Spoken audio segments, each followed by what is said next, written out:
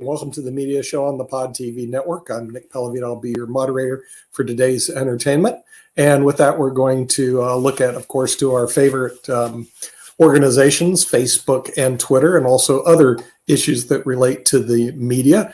And first of all, we're going to bring in from former writer for Jimmy Kimmel Live in the Southern California area, Rick Rosner. Rick, welcome to the show. I'm sure you're going to have things to say about Twitter, and who apparently freaking swamp. Yes. Yeah, most people, they say young people get their news today from Twitter. People used to, but then Elon Musk kind of let in just a bunch of like garbage. Okay, and so it's become a less reliable. It was never reliable, in that it was just people posting stuff, but it was reliable in that you would find out about news faster via Twitter than any other place. And often the news turned out to be just a rumor.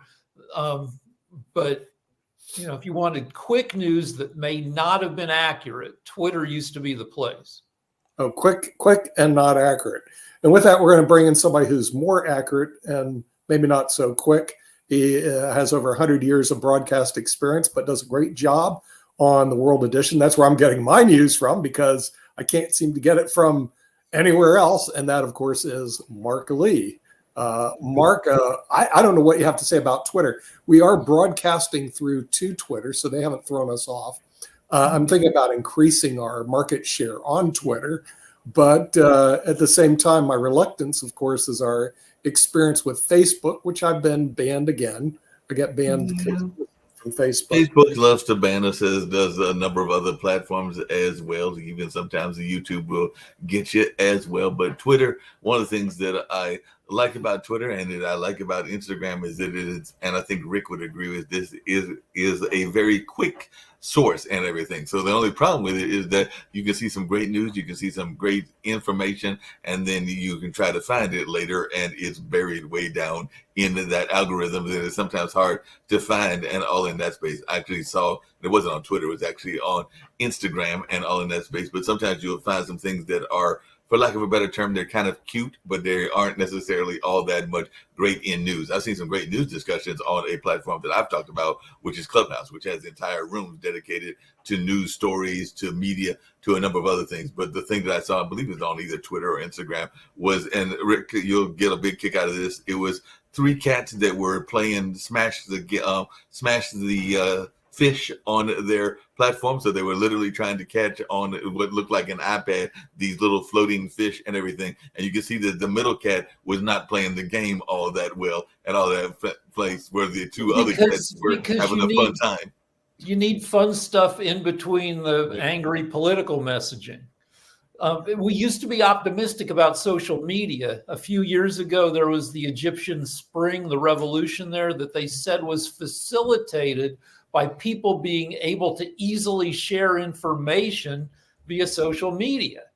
And in the previous hour, we were talking about Venezuela's terrible, dictatorial, incompetent government. Right. And I wanted to bring up, do you think that social media can bring about an informed population that can lead to the overthrow of Venezuela's crappy government?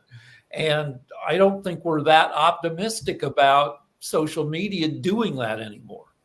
Yeah, I wouldn't say that would be too optimistic. We also bring in from the investment show, and also from Russia, China, Ukraine, Sasha Starr, who may have some experience in Twitter and Facebook. I do know, from my standpoint, broadcasting through Facebook, I've been banned again with reasons unknown. They do send soft porn to me all the time on Facebook. So it's become, for me, what I call a soft porn site. But is that just you watching Naked at Night with Rick Rosner? Is that the soft porn? I don't know what it's all about. It just seems to me that when you look at that, you're supporting small business people, because they're is that what it is? All I know is right now, Facebook will ban our shows for whatever reason. They haven't said, but they'll show girls that pull down their pants, and that's okay. So for what it's worth, I call it soft. Those are just girls working their way through college. Is that what's going on? That's what they tell you when they ask you to give you a lap dance. That's the standard. Come on, I'm just I'm not. I'm better than this. I'm really working my way through college. I'm a single mom. You want a lap dance? We should maybe get back to Sasha's introduction. Nick, Sasha, what are your thoughts on Twitter and Facebook? I don't know if we can get you on Twitter and Facebook. You need my thoughts on Twitter and Facebook. You don't need my thoughts on that. They existed for a number of years and will continue to exist for the next 735 years. So I really don't know what I contribute to that. Is I've watched an interview with Elon Musk. He had a very interesting comment on the advertisers, the big companies that are leaving Twitter. And he had the only one comment. 4-letter word starts with F, all of them. Okay, mm-hmm. That's his comment, whether you like it or not. And the Facebook, it's so big that it's, I think it's bigger than U.S. government by far, and financially much healthier than U.S. government. So how can you comment on something that is bigger than U.S. government? It's there. I don't think, Sasha, there's many organizations in the world that wouldn't be financially healthier than the US government. Good on Elon Musk, though. He actually, because the CEO of Disney had just made the comment, and I believe that he was still in the audience. I'm not 100% sure about that, but I think he was still in the audience when Elon made that comment. Don't bully me with money. And I thought that was great. And free speech, I think, is important. After the absolutely horrific, inhumane, disgraceful actions that we've just seen in Israel and Palestine. We've seen on TikTok a whole heap of very young people start reading the letter to America that was written by Osama bin Laden. Now, to be fair, I've read the letter. I read it 20 years ago. To be fair, it's reasonably well written, right? He makes his point. It's just a very disagreeable point. And more importantly, even if you agree with what's in the letter, his actions are not justified. However, what we saw was a heap of young people that decided to read the letter on TikTok posts, Americans generally, young Americans, in order to criticize the United States and in order to support Palestine and criticize Israel.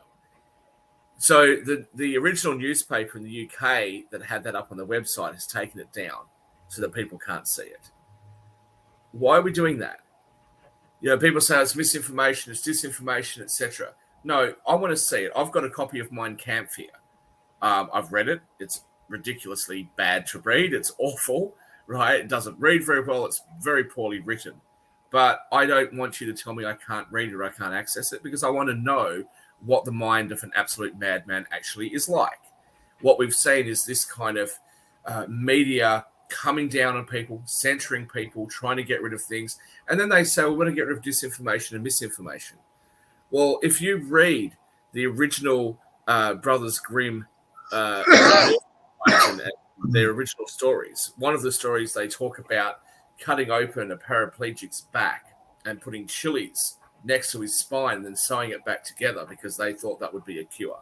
Now, we can listen to that now or read that now and think that's absolutely absurd. That's ridiculous.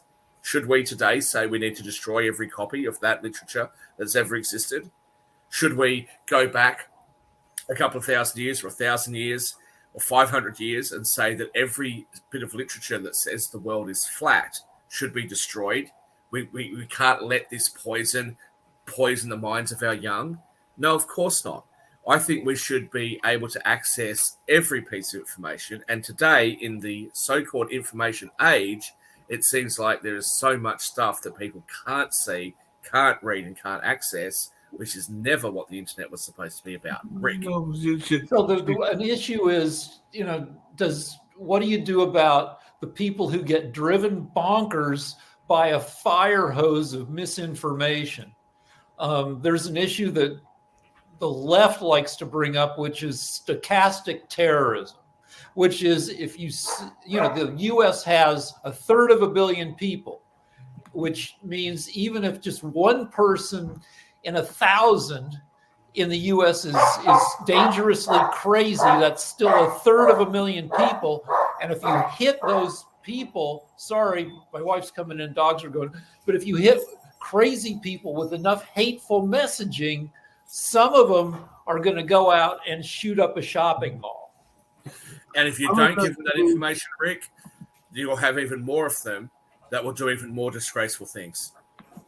But Shaquille, isn't part of the problem that exists, and it actually was an article that was in Psychology Today of all things, is that apparently there's no permanent delete button on the internet. So if you post something that is distasteful or that can cause you problems, that it can come back and haunt you later on. We've seen that in politics. We've seen that in a number of other places as well. And earlier today on the economic show, we heard Mr. Walker, David Walker, talking about who one of his greatest politicians that he loves and admires is, and that was Theodore Roosevelt. And one of the things that Theodore Roosevelt said in terms of quotes is comparison is the thief of joy. And I do think that there are a lot of people that are comparing themselves to each other on the internet and aren't always doing it in a fine fashion and all along those lines. That's a different topic to one that I brought up, but Sasha's next then, Rick. I would So like you to can always notice apologize. I mean, ideally, Sasha's up, Rick. Sasha's up. okay, sorry. Thank you. I would like to mention something, Shaquille, to what you just said. If you take this, what happened in social media after October 7th, the huge majority of poor, ill-informed people were able to snap and multiply the anti-Semitic and anti-Israeli propaganda in a matter of hours, and the reasonable voices who would actually investigate what happened, they were drawn simply because of the numbers. The discrepancy were like not even 100 to 1, but 10,000 to 1. So any idiot who would get some information, oh, Palestinians are being killed, oh, they killed children being killed, the hospital was bombed.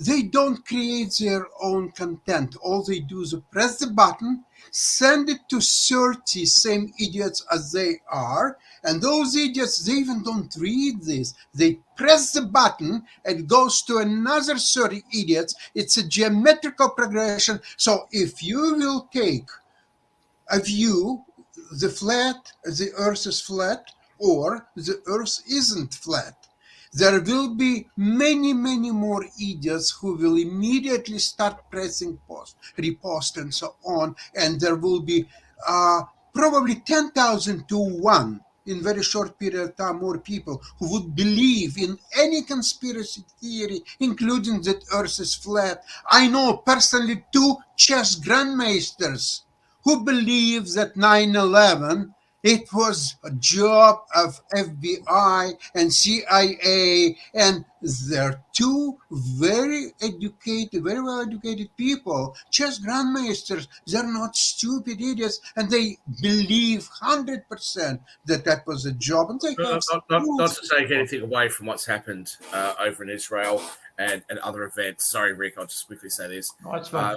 You may well be correct, Sasha, but I don't think government censor is the right way of trying to fix that. We can all educate ourselves in different ways, and I don't think there's anything you can do to stop the idiots from being miseducated or misinformed. There's always going to be idiots around. That's just the way it is. There is a way. Any attempt to do that, Sasha, I think results in a much worse situation than if we just had one. I would make a very good proposition. All you need is to castrate them. That's all. And there will be much less idiot in next generation. One thing the Israel-Gaza situation is showing is that people can apologize. People can change their minds. The LA Times yesterday ran a huge 2-page article on Sarah Silverman, who has kind of made it her deal where she says she goes too far. She says something, her comedy deal 20 years ago used to be cute girl comes out, says horrible, terrible stuff that was the joke of it. But sometimes she'd even go farther than and she'd get in trouble. Then she'd apologize. And it's happened again with her talking about Israel, Palestine, and she's become very sympathetic. And I would hope that instead of canceling people, because, the more most people know very little about Israel, Gaza, West Bank. And as they learn more, their opinions change and stuff that they said initially, like you'd hope that people would, learn more and then admit that they said some stupid crap before and that we're all learning. But Rick, isn't part of the hold on a second. Isn't part of the problem that there are a lot of these various silos that exist and all in that space? Because I can tell you that I can go. I just mentioned Clubhouse. I can go on Clubhouse right now, and I can find some very pro-Israel spots, and I can find some very pro-Palestinian spots. But a lot of times they are living in silos and aren't necessarily communicating with each other or learning the truth. Because they say that there are usually there are at least 3 sides to every argument and everything. Yeah. And sometimes there are more than that. So definitely, I'm thinking that a lot of people are stuck in their silos. They're going to get the back end of what they believe to be the situation. So to Sasha, to your people that believe in the flat earth theory, I can find them some people that will definitely agree with them and will find reasons that the earth is flat. I definitely think that the world is round. That's like everybody, most of us here on this platform, I think believe that as well. But I can find some people that would believe that I click on everything. I click like on pro-Israel. I click like on Netanyahu's an asshole. I click on like on don't kill so many Gazans. I click like on Hamas has to be obliterated. It's a big, ugly mess. You just talked about apologizing and people not being cancelled. No, I don't like the idea of being cancelled. Susan Sarandon's agent or talent agency, whatever, has dropped her after her recent appearance. Whether that's right or wrong, maybe you'd say a talent agency shouldn't have to have somebody on. But look, what I don't get, and I really struck with this. Rick, I didn't know that you were Jewish until you mentioned it on a show a little while ago. Even though I look like a freaking rabbi? Well, how am I supposed to know? I'm from Australia. Honestly, to the age of 25, I knew of one person that I was aware of that was Jewish. And they introduced me to one family. And very, very lovely family. They actually, I won't name who they are, but they're reasonably high profile, a family that owned a vineyard. And the grandfather once told me a joke, and I still didn't know that he was Jewish at the time. And he said to me, he said, the Jewish people are responsible for the Titanic being sunk. And I looked at him and said, what are you talking about? What was this? Because, well, just think about it. Spielberg, Goldberg, Iceberg, they're all the same. I lost it. I'm sitting there drinking a 5,000 bottle of wine, lost it. And then he told me he was Jewish. But because I don't have any experience with Jewish people at that point, I didn't know. Now, most Jewish people that I know are from North America. But regardless of whether or not I know them or not, you can call out what's wrong. And the initial reports that we heard about what happened in Israel, you can support Palestine. You can say, we think that Israel has unfairly taken the land of Palestine. If that's your view, fine. I'm not going to argue with you on that. I don't agree with you, but I'm not going to argue with you on it. But the idea, as I've said on many shows before, the idea that you're going to have people at the front of the Sydney Opera House saying, F the Jews, kill the Jews, gas the Jews, how could you possibly say something like that? The idea that young Jewish kids can't go to school are being told by the police, don't go to school, don't wear your uniform because you're going to get attacked. Here in Western countries, that's not acceptable. It doesn't matter what ethnicity you are, what religion you are, what gender you are, what sexuality you are. It doesn't matter what your politics are. This is totally wrong.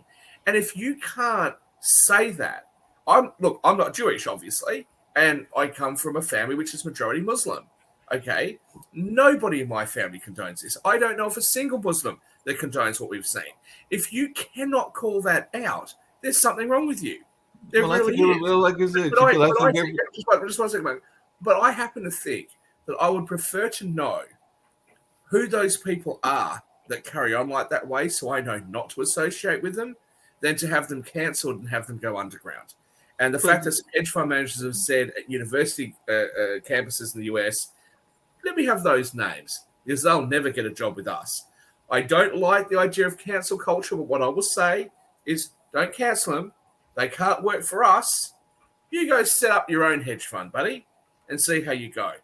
That would be fine with me. Shaquille, there's another term, but Shaquille, there's another term that is quite often used. I've even used it myself and everything, but I was doing some research on it, and it was actually instituted before the founding of Israel and everything, because I was actually thinking that Zionism was something that came about with Israel and everything. Hold on a second. The founding of Israel. Before the founding of Israel, how many thousands of years are we going back now before the founding of Israel? I wasn't even going back that far. I was saying the Zionist movement started in 1896. There was actually a pamphlet that talked about the Zionists wanting to find a land in Palestine way back in the late 1800s and everything, when a lot of people associate it now with the founding of modern day Israel. But there was actually letters and documentation that talked about it as far back as the 1800s. And there were people that were in Europe that wanted to bring a Palestinian country into Palestine. Mark, the term Palestine and Israel are different languages for the same space. Okay, there's been conflicts there for millennia, right? But even if you're going to go down that argument, I'm not going to go down that path any further. Going down that path. I would just hang on. Let me finish this. I'm not going to go down that path any further to say this. Okay, Jewry and Zionism are two different things, closely related, but two different things. There are non-Zionist Jews. So the idea that all Jewish people, yeah, exactly, right? Just like Christians, right? If the conservatives, when they were back in power throughout the centuries, had their way like they did, okay, the Catholics wouldn't be too happy with the Protestants. The Protestants wouldn't be too happy with the Catholics because they would say it was misinformation about the interpretation of the Bible. So, yeah, this sort of idea, I would absolutely never, in a million years, would I associate myself with, or would I ever attack children or attack innocent people who are just trying to live their lives because they have a different viewpoint or ethnicity or belief than I've got. Okay, and what's happening in Israel and Palestine is tragic for both sides. And I will go a bit further. Sasha won't like this. I'll go a little bit further. I do feel sorry for the Palestinians because I feel like many of their kids have never had a chance because they've had this bullshit drummed into their heads from the earliest ages. They teach algebra by saying, if I have 6 Jews and I kill 2 Jews, how many Jews do I have left? That's how they teach algebra to primary school kids in Palestine. This is an absolute disgrace. And I feel sorry for those kids because what chance do they have in life? But regardless of how I might feel about the situation, I'm not from there. I don't live there.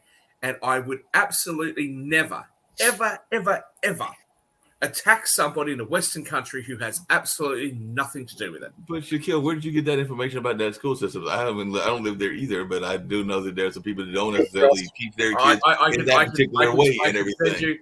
Mark, I'm happy to send you the educational material and the videos of this happening in Palestine. I didn't say it didn't happen, but I'm saying that it could have happened on Israel and other things, because I've said several times on this show, and I'll say it until I'm red in the face. No people are a monolithic people and everything. There are definitely different viewpoints of all the extremes. They don't need to be monolithic, but the idea that you're going to attack one group of people because of something that happened from another group of people that happen to have the same ethnicity or religion or sexuality or skin color or anything else is absurd. And that sort of divisiveness used to only happen 10 years ago in the United States, and now that's permeating around the West. And it's been happening in the West for years. Did you ever look at France the reason that some of the African Americans moved to France and everything? So to say that it has not happened globally is a misnomer. I'm going to continue to call it out because I think it's disgraceful. And to be honest with you, and rightfully the so-called peace-loving left, the left that's tolerant of everybody, carrying on the way they do, I'm absolutely stunned. And Rick, I know you're a Democrat and you're on the left. And I'm not going to ask you your opinion on the next election, especially if it's Trump v. Biden. But I would actually be really shocked if there was a massive Jewish vote for the Democrats, as there has been historically, because of what the more progressive wing of the Democrats have said and done in relation to what's happened in Israel. 2 things. One is you can't tell what's going to happen because the polls have turned to crap because sane people say no to being polled now. So it more and more crazy people's opinions are, the polls are crap. But one loss due to the current ugliness is the loss of reasonable voices, because you look at the terrible landscape on social media, you look at that it's kind of impossible to come up with a consistent point of view about Gaza, Israel, and people just throw up their hands, reasonable, good people, and say, I just don't want to pay attention to this anymore. Twitter has lost probably most of the people that I went to Twitter to learn from and be entertained by. Okay, Jacoby, you need to be unmuted. Grazie. Yeah, but yes, there are. I think Rick hit the head on the nail. We've lost reasonable talk. We cannot, for some odd reason, have a conversation about what's going on in Israel because, for example, if you say that you want to see the Palestinian people live, then evidently that means you want the Jewish people to die. If you say that you want Israel to live in peace, evidently you want the Palestinian people to die. So we've lost that reasonable talk where we can have a conversation about the actual problem that's going on. Because yes, there is a problem that's been there forever. The people that are in Palestine right now, they based on the actual individuals that have been there, based on the polling studies, based on a ton of stuff, before October 7th, yes, the Palestinian people wanted to get rid of Hamas. They had a very low percent, 70% were actually against Hamas. But of course, wartime happens, and then that creates a rally cry. So then their support jumps. That happened during 9/11 because Bush's poll numbers were low. But then wartime happened, and Bush's numbers went up. It's just one of those things. But yes, Shaq, you're right. There are schools that do teach about the hatred of the Jewish individuals. But again, what they see in response to, hey, I want to get out of the situation. So that 70%, again, some of that 70% being taught those things, well, what they end up seeing, because actually flipping of the script and the narrative that is put out there by Hamas, who controls the media, who controls the airwaves, who controls the messaging that goes to the Palestinian people, is that the Israeli devil is now showing the head. And so therefore the Israeli devil. So yeah, it becomes anti-Semitic.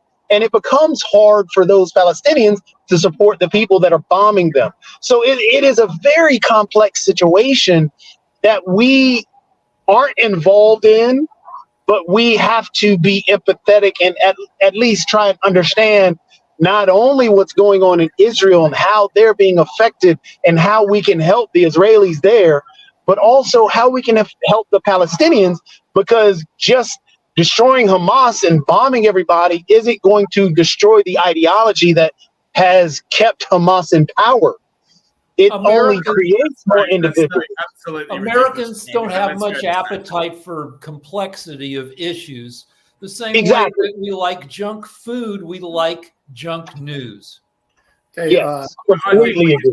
I think what you've said is absolutely absurd, but let's go to Sasha. Let's go to Sasha. Okay. Few words about Zionism and Judaism, and I would like to diffuse a notion that they are different things. They were different things indeed before 1941 or 1939, if you wish, beginning of Second World War, and 1945, and 6 million Jews were annihilated.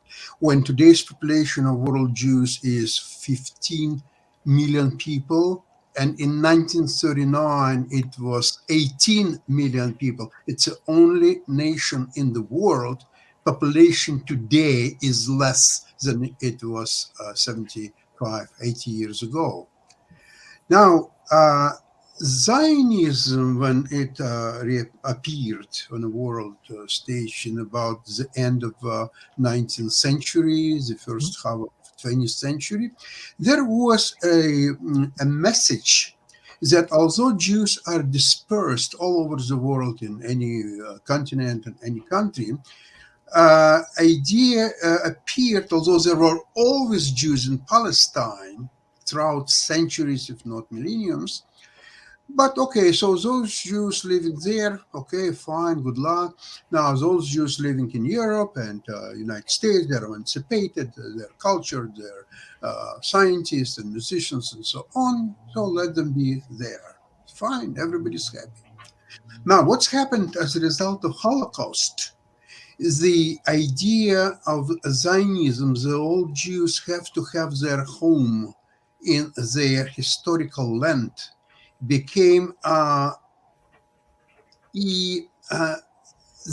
most important message of Judaism, because this is your country. There is an army, there is a government that will defend all Jews around the world, regardless where they are, those in Israel, first of all, but those people from the United States, from Canada, from Western Europe, they want to come to Israel, they will be protected. And the brilliancy of Hamas action on October 7th is they created a huge dent in that concept. Here, see what we've done. Israel can no longer defend the Jews in Israel or around the world or anything. Look at what we've done. And that's why they used their cameras, as much as publicly available material, the torture, the rapes, or so on. It's self-incriminating material about the crimes what they committed. Not at all. They're not really crimes. It's evidence of what we could done to that Israel. Look at what we've done with it. So that would open a way for other organizations such as Hezbollah, such as many others. Okay, let's go, let's do it. They're not that dangerous at all. Well, now the message is very clear. Israel has no future whatsoever unless they will completely destroy Hamas, completely until the last man standing. Period. Full stop. There is no other way. Otherwise, the issue for this show, Sasha, as protecting the Jews. The issue for this show, though, Sasha, I appreciate your passion for this subject, but I think the issue for this show is what the media is doing and how it's depicting this, and how certain people who are relatively high profile in politics and relatively high profile reporters are misreporting what's going on, or trying to put a different slant on something in such a way that it is taking away the absolute tragedy that has befallen the people of Israel at this particular moment. And again, as I keep saying, you can argue about whether or not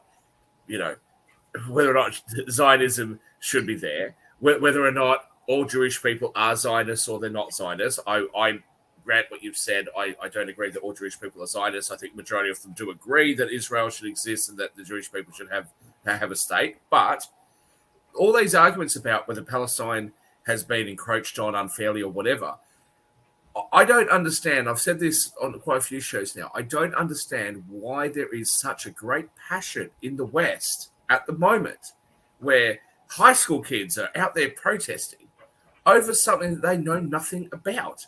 But Shaquille, hold on a second. Don't you think? Let me finish.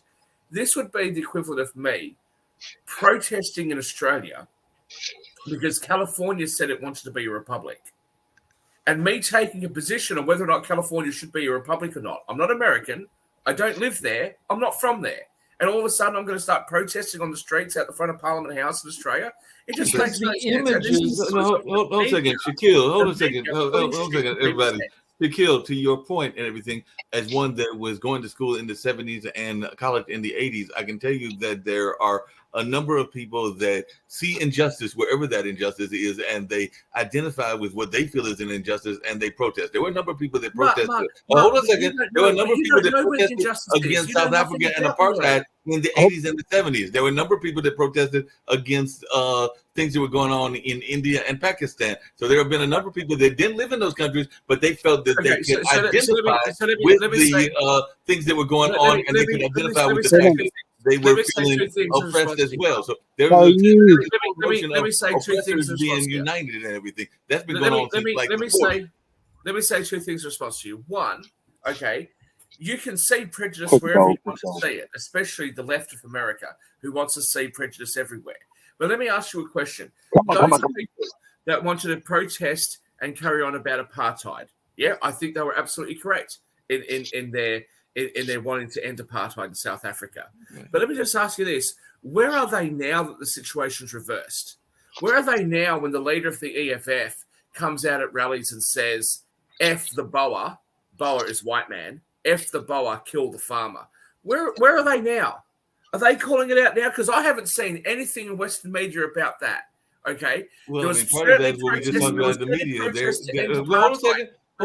Now that it's gone the other way, hold on a second, Jack. Hold on a second, because there was a number of conversations around what was going on in Nigeria, a majority African country, where there was even conversation around the way that their police were handling folks, and it was part of the Black Lives Movement. But they were pointing out the fact that these police officers were not treating their citizens correctly and everything, and that is something that was going on an African nation that was getting worldwide coverage. No way. Do you have no conceivable way, Mark, did that address what I just said? The protesters and the people that were sitting there advocating for the end of apartheid in South Africa, now that we are seeing it go the other way in South Africa, and there's all sorts of violence and all sorts of mayhem in South Africa, where are they? I have seen some of them protesting against South Africa as well. Here's the question. I have seen them protesting against South Africa, just like I've seen them protesting against Nigeria, which is the example that I used. Of course. So I'm hearing that you have an issue with the kids being pro-Palestinian and protesting that way. What about the kids that are being pro-Israeli or pro-Jewish? Are they the same?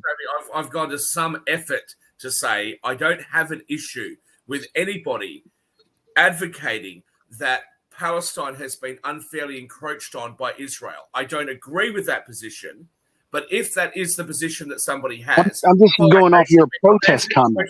I'm answering your question. If that is a position that somebody has, they should absolutely be able to express that, no problems. What I have a problem with is the violence and vitriol and aggression that has been shown to innocent Jewish children and Jewish people in But again, you keep going to one side. Remember, there was just there were just 3 kids that were just shot in Vermont for being Palestinian. Do you have issue with that? I don't agree that that's the reason why they were shot, Jacoby. But that is legitimately the reason. That's what it was reported. That's what it was shown. That's based on his own information. So again, I'm just. Why do we separate it out? Why can't it just be bad? Because 60% to 80% of all the hate crimes right now that are occurring around the Western world are happening towards Jewish people. Okay, and they represent like what 0.05% of the population of the world. It's a disgrace. You legitimately could not say it was bad that 3 people were shot because they were Palestinian.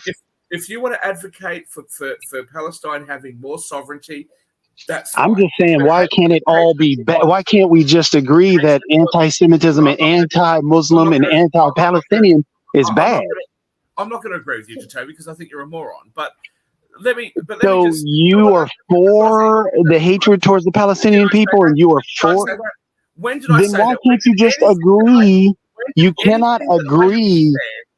Please agree that anti-Semitism, anti-Palestinianism, and anti-Muslim is bad. Jacoby, I come from a majority Muslim family, so then just say it. Then just say it. Why can't you just say it? Because you're an idiot. That's why, Jatobi. So you can't say it because you want to be mad at me. So you want to say it's okay. I'm not going to say it in order to play cards into your hand, mate, because I think you're an absolute moron. But you asked why these individuals are doing. You legitimately ask why you can't understand why these people are doing that. I give you an example. You can't even say, "Hey, it is bad." Maybe those individuals just want to hear you say it's bad. Jatobi, I'm going to go to Rick. Let me just say one more thing. Jatobi, you say that people should be able to converse normally. I have brought up now on 15 different shows, at least 15 different shows. What do we suppose, I've asked Jewish people and non-Jewish people from all over the world that appear in our shows, what do we think should happen? Forget about the current conflict. After this conflict's over, what do we think should actually happen between Palestine and Israel? Should it be a two-state solution? Because that doesn't seem to be going anywhere. Should it be a one-state solution? Should there be, a multiple parliamentary system? What should we actually do? And not once on any of the shows that you've been on have you been prepared to consider any other option than a two-state solution. But yet you want to have a conversation. But you know what? You know everything. As you asked for my solution, you asked for what I believe, and then you want me to say, no, I don't really believe that because you told me differently? That's not how a conversation works. You want me to even know. So, Rick, you can take it away. You unmute now. I don't hear you. We're going to Rick now. Rick, so this show is supposed to like to work. What's the other solution that you would consider, given that you are such an expert on these issues, Jatobi? This show is supposed to be the media. Yes. And my opinion is that the images sell the issue, that we've seen that some college kid sees enough images of blown up Gazan kids, they will get worked up without, knowing the whole history. I mean, and do you need to know the whole history? Like on Twitter last night, I saw footage that thankfully had been blurred out of this 3-year-old kid where they were stacking the pieces of the kid on a carpet, then rolling it up. That's upsetting stuff. It's been said that when Walter Cronkite in the 60s, 70s started showing pretty much live images of the fighting in Vietnam, that's when the U.S. turned against the war in Vietnam.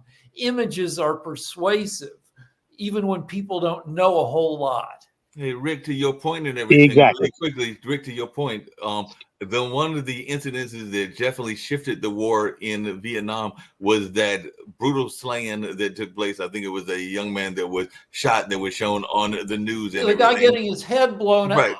That's the one I'm thinking about. And the same with the civil rights movement and everything is when we saw the dogs being unleashed and some of the things that were the atrocities that happened is when the people started changing their mind, even in dogs, the fire hoses, racism and things around that. So images is a very important part in everything. Just really quickly, hold on a second, Shaquille. I definitely want to hear your answer and everything. But one of the things that has been part of the conversation for years, even with the media, is this notion of whether you want to assimilate or integrate. I mean, we saw that in a lot of countries, even in modern day times. I would argue that I'm just going to use a personal story. My grandmother was very much of an assimilationist, meaning that she was wanting to not be as aggressive with the integration as, say, my dad, who had a little bit of black. One more thing about the civil rights thing is the protesters dressed up to protest, suit, tie, nice dresses, and to see that helped people across America acknowledge the humanity of the protesters. Agreed. Are we in the twilight zone here when it comes to talking about, dead Gazan children? Like, have any of you guys seen any of the movies or documentaries that were made about the World War and about some of the atrocities that befell the Jewish people? Right? That they took Jewish girls, children in, shaved their heads, stripped them naked, put them in these, Hessian clothes, took gold out of Jewish people's teeth, okay, had them line up naked into these chambers, and they weren't sure whether they were going to have a shower or be gassed, right? And it's not just the Jewish people, by the way, the Nazis, Goebbels and his wife, what's her name, Margaret or Magda, whatever her name is. They had 6 children, and when they thought that they'd be, their dearest Führer was going to die, they killed all 6 of their children because they felt, well, life wouldn't be worth living without their Führer. There is an absolute violent insanity that occurred during that period of time. And honestly, I can't believe, after all of the media and all the videos and movies and TV shows that we've had about this, in 2023, I, somebody who's not Jewish, okay, am sitting here in Australia trying to persuade you guys that what we're seeing right now is a disgrace. I think you're missing the point, though, because what we all have seen those images and we all know about those images. We have all understood and we empathize and we sympathize. And that was just it was horrific. And we can all agree on that. But that's not happening right now. There's another group of individuals, not only the Israelis that are right there and the Jewish individuals that are right there, but also the Palestinian people. And it's not wrong to empathize with them. And it's not wrong to say, hey, well, no, you just, again, you're not listening. You're just wanting to yell out. Just because I'm saying we can empathize with the individuals that are being trounced and abused, just like what Rick is just pointing out, how we see those images, it's hard not to get upset when you see a kid arms blown off and the body being stacked. Are we just supposed to say, well, in World War? No, that didn't happen when a lot of these individuals that you're even talking about, the kids in college, those kids weren't around at that time. They studied in the history books, but they see currently, right now, today, a child. They don't care if it's Jewish. They don't care if it's Israeli. They don't care if it's Palestinian. They're heartbroken because there's a child dead. And that's what they're seeing. Why don't you answer my question? Your turn. If you are so empathetic, why aren't you empathetic then when the German Nazis ran out of soldiers? Is that happening right now? Is that happening right now? Is that no? You can't, because you're going down you're actually not even listening to what anybody is saying. Is that happening right now? I am listening. Is that happening right now? Mark. Yes. What was your question? Rick had his hand up next. So I've got a chance to ask my question to him. Ask your question. I'm just talking about what moves people to do the things they do. And college kids, like a lot of the college kids who are reading Osama bin Laden's letter weren't even born when 9/11 happened. Exactly. It's immediate images that and it's a problem because I've learned a ton about Israel, Gaza, and I still am fairly ignorant since October 7th happened. I didn't know that there was a 2-state solution offered in 1948, and the Palestinians didn't take the offer. I've yet to read a whole book about the history. At the risk of undoing all of the things that I've said so far in support of the Jewish people, I don't think the Palestinians should have accepted the offer that was made then. And I do happen to think the Palestinians originally had a more legitimate claim than what they've got now. But I want to come back to Jacoby. One of the first people. Please let me ask this question to Jacoby. Jacoby, if you're going to sit there and say that all children dying is a bad thing, all young people dying is a bad thing, and we should be empathetic, are you empathetic then, or if it was happening today, would you be empathetic that when the Nazis ran out of soldiers, they started having children? They had kids as young as 10 years old that they put into Nazi uniforms and went and fought. And you know what? A lot of those kids died. So by your reasoning, should we be sitting there saying, I feel really sorry for those young Nazi kids that died because it's not their fault? Should that be the position that we have? It's not how we should feel. It's how the effective messaging is making people act. Rick, the question's to Joe because it's his bullshit that I'm trying to respond to. Shaq, I don't care about your question because you're making up some misnomer and trying to pigeonhole the argument to be right. Rick, you can take it away. It's on you. When you say you don't care about it, what it really means is that you're out of bullshit. I don't care about your question because it's already been answered and it's already been talked about. Yes, it has. So, Rick, if you can take it away. On Twitter, I subscribe to the Auschwitz feed, which gives you like 2 murder victims by the Nazis who went into the ovens every half hour, you get a new victim.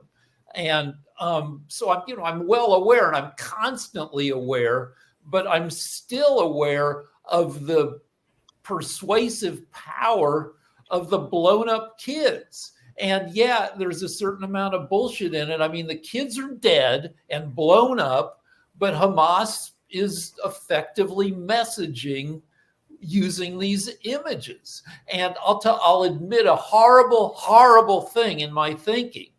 Like when we see the Israeli victims and when we see the adult Palestinian victims, one of my thoughts is, dang, I wish they looked a little less Jewy, because then we'd have more sympathy for the adult victims. Hey, Which really is quick. totally self-hating Jew prejudice, but I'm aware of the power of messaging and images. Well, and that's a whole nother conversation, because there's a lot of self-hating that goes on in a number of communities. We're actually talking about this on one of the other shows that exist there on Pod TV, because there can definitely be some of that self-hate and everything. And to your point, Shaquille, and I think Jacoby did actually answer it, even though you might not have heard the answer. But I think you can. Hold on a second. Hold on a second. I think you can have empathy. Can you let me finish? And before you assume what I'm going to say, I think you can have empathy for somebody that is being trained in a certain kind of way and everything. And I think that's even what Jacoby said. So yes, I can have empathy for somebody that's been trained to be a Klansman if that is what they've been trained to. It doesn't mean I have to approve of what they've been trained at and they've gone through this kind of indoctrination, but I can have empathy for them that they have been indoctrinated at a very young age and they are having that kind of thought, which is what I think Jacoby answered as well. This is rubbish. That's not what Jacoby said. If you want to Shaq, it is exactly what I said. You just don't want to accept anything else because you are stuck on some, hey, I've got to be right. You've got to say I'm right and you've got to say you're wrong. Shaq, it's not that way. You've got to understand exactly what Mark said is what I said. I can have empathy for a 10-year-old child who's in the MS-13 gang because he has to be. I can have empathy for a 11-year-old girl who's stuck in a prostitution ring because she has to be, not because she wants to be. I can have empathy for these people doing things that they don't want to do or that they just end up being. The same with some of the kids that Hamas uses. I can have empathy for that child who's stuck in that situation, but you're saying that I can't. You're saying, oh no, you have to hate everything. If you don't hate everything. So again, your question has been answered. You just don't like how it is answered. And now it's up to Sasha and Rick, who's next. It's up to Sasha. Hang on. Okay. You interrupted me, and now you're telling me it's up to Sasha. I'll give it to Sasha. Sasha, take it away, please. Tell me who it's up to. You can take it away, please, Sasha. You're not the host. I would like to tell everybody that on Thursday I was interviewed by Jim Eade, and that program was aired on Pod TV on Friday. Yes. I dealt with several questions, some of that we discussed today, and I don't want to repeat myself. If you'd like, please find this program and watch it. But one thing I will repeat, though, from this program. The main question by Jim Eade was that he was convinced that the way out of this crisis is a two-state solution. And he asked me if I have any arguments that could convince him to change his mind. The simplest argument was, I gave all the history about this subject or so on, but the real question was, let's see, Jim, I told him, you want to have an expedition to Jupiter. Fly to Jupiter, land, and fly back. Brilliant. You go to venture capitalists, your neighborhood, and you ask to back you up on this. They will say, Jim, it's a fantastic idea. We will back you up. We'll give you the money. Could you please come up with business plan so you will explain how you will develop all that, what's happened on day 1, day 2, day 55, day 738, and so on and on and on. And I told him, Jim, since you are not a stupid person, it will take you a week, maybe 2, to realize that this plan is absolutely unachievable simply because there is no technology exists today in the world that would allow you to run a spaceship to Jupiter, land, and fly back. Period. Done. History. So now you want to have two-state solution. Let's discuss it. Okay, one state is already done, Israel. Easy. So all you need is a second state now. Jim, we'll give you all the money in the world to do that. Could you come up with a business plan? What are you going to do on day 1, day 2, day 7, day 55, then 738, and so on and on and on? What would be your business plan? How you create a state with the tribes people who have no idea, no experience about building up the government, to creating a medicine, the education system, financial system, or so on. How are you going to do it? Write me a business plan. And you know what? Well, let's say, at the end of the day, he came to conclusion that yes, it's not. Well, let's say, Sasha, that it was actually possible for them to create the government, have the good education, healthcare, and infrastructure, etc. What are we suggesting here? That Palestine should also have a military, an air force, an airport, etc., like a normal country would, like a normal state would. But I just want to come back to my response to Mark. Mark, that's not what Jacoby said. Rick was up next. We don't need to keep going back down this way. Rick was up next. Is it possible for you to shut up for a second? Rick was up next. The conversation had progressed. And yet you're wanting to jump back to something because of your internal personal gripe. We don't need to go down that road. Rick is up next. No, this is ridiculous. Nick and Mark, he is not the host. I've been trying to speak. Either mute him or deal with it. It's ridiculous. Mark, that is not what Jacoby said. And maybe that's again, don't let my name come out of your mouth. Let's do that. Don't tell me what I can and can't say either. Okay, then I'm going to interrupt you every time you call my name. Okay, so let's progress the conversation. Then one of the hosts needs to mute you because I want to be able to say what I want to say. So you don't, then take it off air. If you want to take it off air, take it off air. I'm not taking it off air because then let Rick respond. You are not the host. You are not the host. So then let Rick respond and let's move the conversation. The conversation was actually really well because what Sasha said, Sasha actually brought up something great to talk about, but yet you want to go back and have some personal gripe. No idea what I'm going to say. My name came out of your mouth and I hadn't said anything. Jacoby, you've got no idea what I'm going to say. It's about me because you used my name and it's about me and the conversation progressed. Mark, do you generally think that the viewers are going to appreciate me not being able to speak so Jacoby could just keep coming in over the top of me like this? Do you think that's reasonable? If you don't, will you mute him, please? Because this is ridiculous. Well, like I said, show after show, this is ridiculous. Rick was actually. I would have already finished saying what I wanted to say. You're going to go to Rick say what you want to say. I would have already finished saying what I wanted to say. Don't let it be about me, though. Railroading over the top of everybody. Rick's next, but if you have a response, all right. So I do have a response. I do have a response. Not about me. Jacoby, you don't get to dictate to me what I'm allowed to respond to and what I'm not. You're not the host. You're not a producer at this network. Okay? You're not an owner of the network. So shut up. Just because I'm saying something you don't like, I have to listen when you say stuff I don't like. So why don't you do the same? Your name doesn't really come out of my mouth other than, hey, I agree with Shaq on that. Or, hey, Shaq, I disagree. If you don't want to hear your name coming out of my mouth, why don't you leave? Why don't you leave?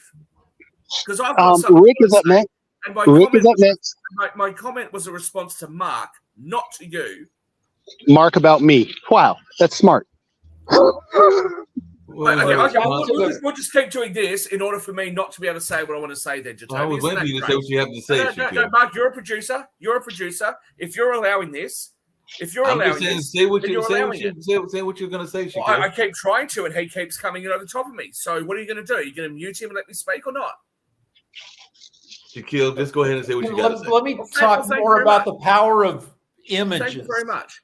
In relation the John Wick movies, 4 movies with close to 1,000 people killed violently, all begin with a dead puppy. If you want people to show sympathy, you frickin' do something bad to a puppy because puppies are innocent and people love puppies. So dead people, John Wick, don't care. Dead puppy, blown up Palestinian kids are the puppies of this conflict. They are innocent and they motivate people, whether the people are well informed or not. Mostly they're not well informed, to get upset. It's the power of images.